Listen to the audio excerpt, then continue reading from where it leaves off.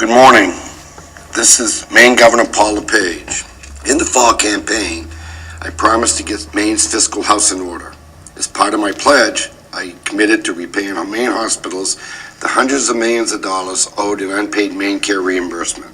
From York County to Aroostook, my campaign organized rallies of concerned citizens at hospitals to show support for our local healthcare facilities and the professionals who care for Maine's sick and injured. The $400 million owed has been a big factor in the loss of 600 good-paying healthcare jobs in our state. Along with legislative candidates attending these rallies, I pledged to make good on our debts to Maine hospitals. The supplemental budget I introduced last week makes a significant down payment on that promise. My budget pays our hospitals $248 million owed back as far as 2006 in unpaid Maine care reimbursement. Bills that are 4 years old will be getting paid this spring, assuming my budget passes.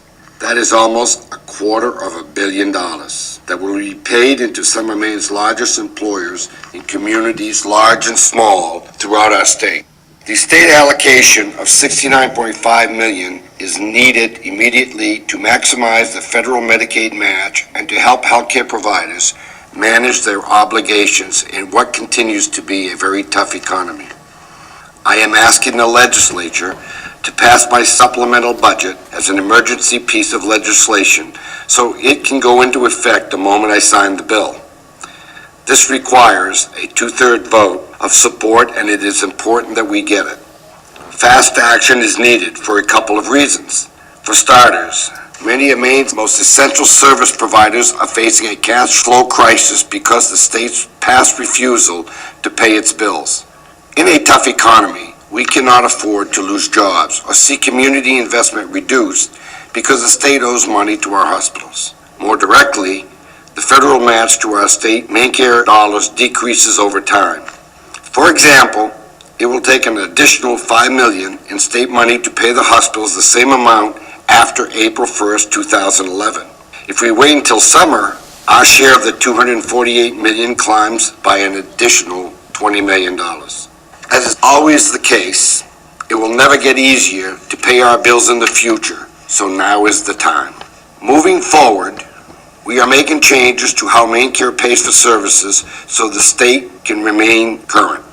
We will also be looking for opportunities to repay the rest of the balance, an additional $150 million, as part of my biennial budget due out in a few weeks. Working families know that their budgets are not balanced until all the bills are paid. The neighbor down the street who delivers the firewood, the utilities, the mortgage, and the taxes all have to be paid.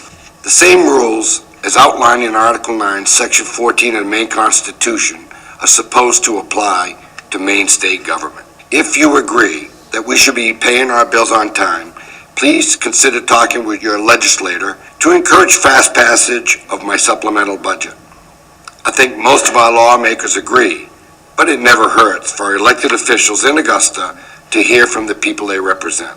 Thank you for listening. I hope you have a safe and healthy weekend. But if you do wind up visiting one of our Maine's community hospitals as either a patient or visiting a loved one, please be sure to let them know that help is on the way. Thank you.